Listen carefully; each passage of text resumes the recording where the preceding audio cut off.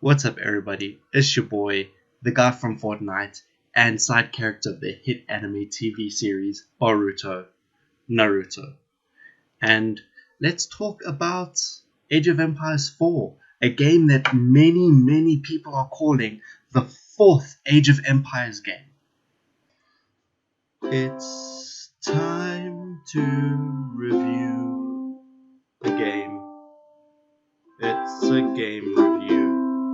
So if you haven't played it yet, if you're thinking about playing the game, if you think about buying the game, here are some thoughts and feelings that might help you come to that decision. So one of the first and biggest improvements you will notice is obviously the visuals. This is a much more modern game than the previous ones, and it comes with that. Especially if you go down the campaign route, you're going to be introduced with these really well crafted cinematics to open you up, to introduce you to the battle that you're about to do. And they take you through the scenery of the place. Either they'll do just the environment and what it would have looked like, or they'll show you the actual areas where these battles happen in modern times, in ruin. And then they'll throw in their sort of stylized, almost sketch like graphics of the boats advancing or the actual battle happening, which creates this really nice History Channel kind of cinematic to it that you can learn from. And past just how nicely the cinematics are crafted, the gameplay graphics are so heavily improved. The sense of scale is much bigger than any of the previous games like this. The citizens look smaller compared to the buildings, and the buildings look bigger or smaller compared to each other. The differentiation between different nations' buildings is also a lot better because of the detail they put into the models.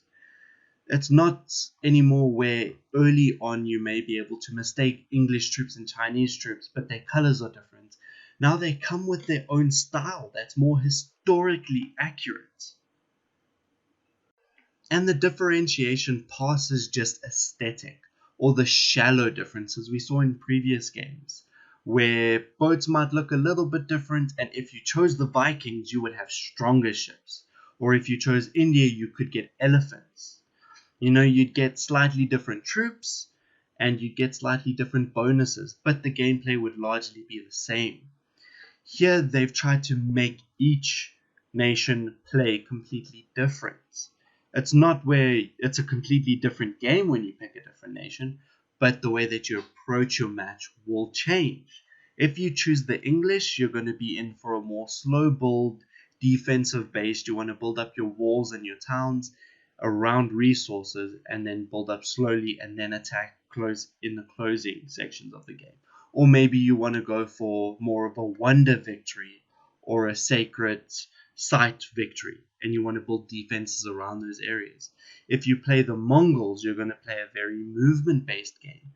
They are built so that you can pack up all their buildings and ship out when the resources are no longer good in that area, or they feel like they can get a better position. But in that, you are not going to be able to construct the same defenses as you would get in with the English. And each one would have its own advantages in what resources they'd get, what they would do faster. So they have tried to make the nation seem a lot more different than in the past. But with that focus on making each civilization seem so different when you play them, it does come with a smaller amount to play with, this only having the option of 8. And I don't know if they have plans to introduce more, but that would be really great to see.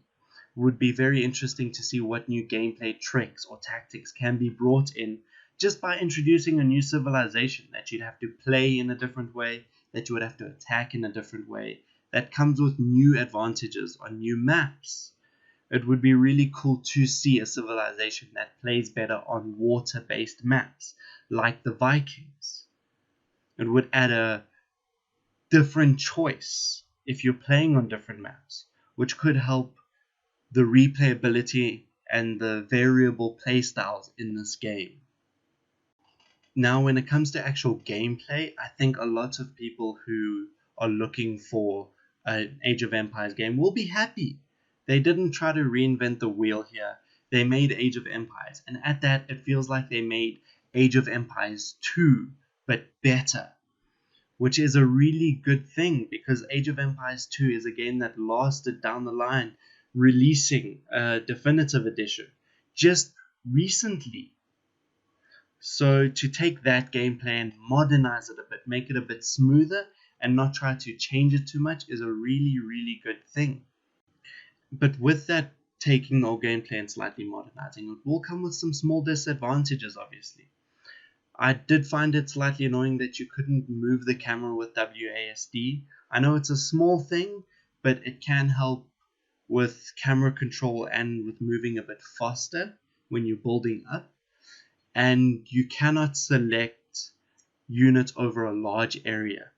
If you want to select a group of units, they all have to be on screen. You cannot click and drag over a very large area to select a big group of units. You have to pull them on screen and select like that. And if you slightly move the camera with your mouse, you're going to move them off and you're not going to select that group. And that can be a bit annoying if you're trying to move fast, if you're trying to recover an attack quickly. The wall building mechanic can also be a little bit iffy. Sometimes it is difficult to tell why you cannot build a wall in a certain area. I found that, at least, where I was trying to build walls over long areas and they would just go red and I wouldn't be able to tell why. Sometimes the environment it doesn't give you a lot of information, or there's a small thing that gets in the way that you can't really see that can affect that.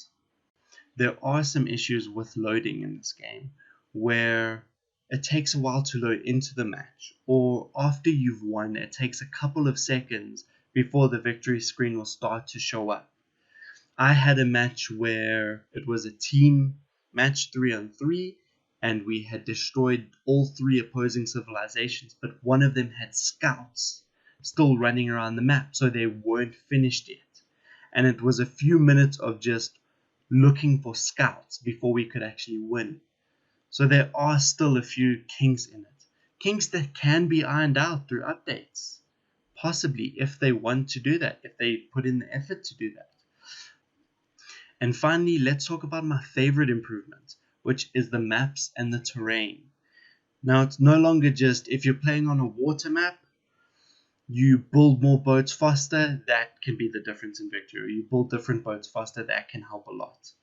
It's, if you get high ground, you hold an advantage over a battle. If you capture a certain narrow passage, you can hold advantage over the match. Water isn't the only big obstacle to overcome when setting up your villages or your battle plans.